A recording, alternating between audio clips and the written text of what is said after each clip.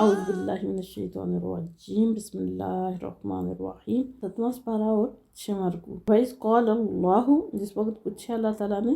یا عیسیٰ ابن مریم، اے عیسیٰ ابن مریم، اَأَنْتَ قُلْتَ،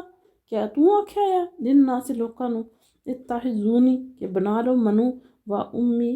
یا اور میری ماں نو، الہین، دو خدا، من دون اللہ تو سوا، قال سبحانک ما یکون لی، وہ عرض کرن گے کہ پاک ہے اللہ، تو پاک ہے ہر شریک تو، میری کیڑی مجال ہے، ان اقولا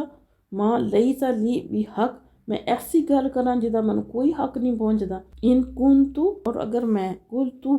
گل کیتی ہوندی، فقد علمتا، تو ضرور جاندا، عالم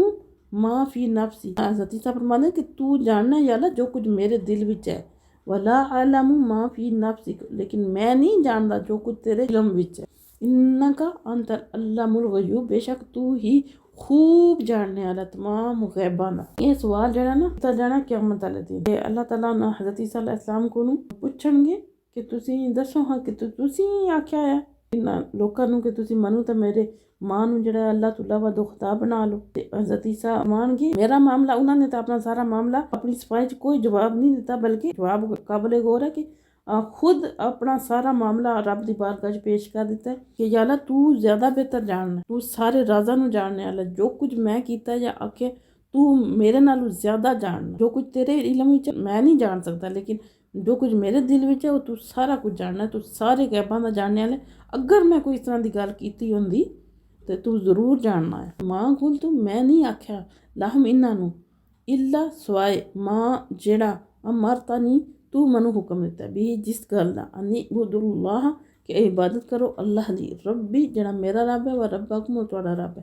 آتے نا حضرت عیسیٰ علیہ السلام اللہ دی بارگاہ تے میں انہاں نو تو اس گل تو علاوہ، اس حکم تو علاوہ کوئی حکم نہیں دیتا کہ جڑا یا اللہ تو مینوں حکم دیتا ہے کہ انہاں تک پہنچا دے، وہ کیڑا آیا کہ تسی عبادت کرو اللہ تعالیٰ دی، جڑا میرا بھی رب ہے تے تہاڈا بھی رب ہے، یعنی میں انہاں نو یہ آخدا رہا کہ تسی اللہ دی عبادت کرو جڑا میرا بھی رب ہے تہاڈا بھی رب ہے، وَكُنْتُ عَلَيْهِمْ شَهِيدًا مَا دُمْتُ فِيهِمْ، جس وقت تک میں انہاں چ رہا میں اس گل دا جڑا گواہ رہا، یعنی انہاں نو اس گل دی تاکید کردا رہا، فَلَمَّا تَوَفَّيْتَنِي، پھر جس وقت تو منو اٹھا لیا،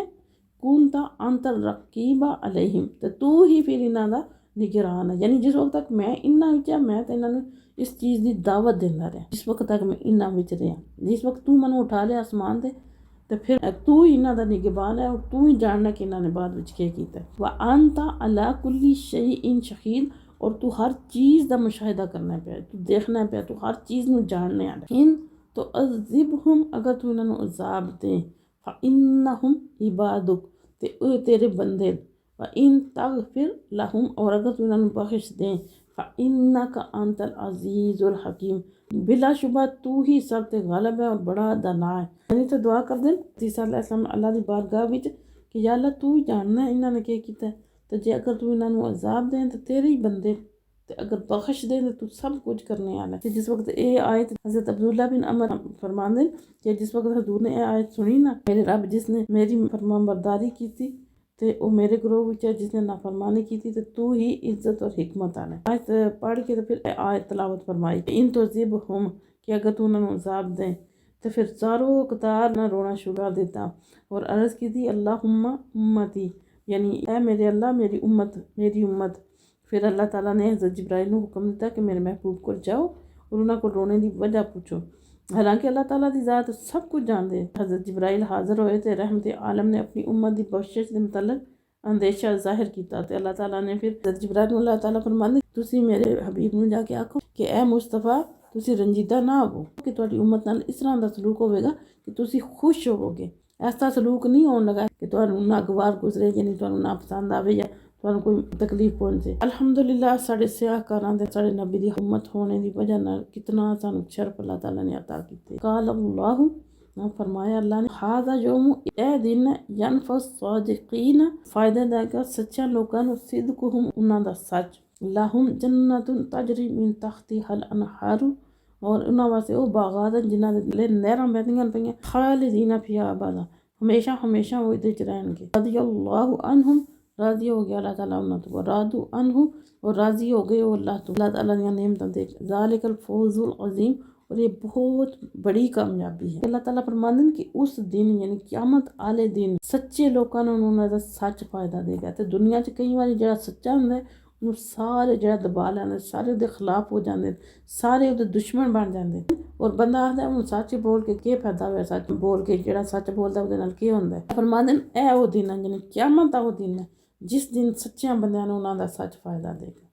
تو پھر اس دن انہاں تے نہ کوئی خوف ہونا ہے نہ کوئی غم ہونا ہے نہ کوئی پریشانی ہونی ہے اور انہاں واسطے باغات ہونے جنت ہونی ہے وہ اللہ دیاں نعمتاں دیکھ کے تے خوش ہو جان اللہ تعالیٰ دی ذات تو اور اللہ انہاں تو خوش اصل کامیابی یہ ہے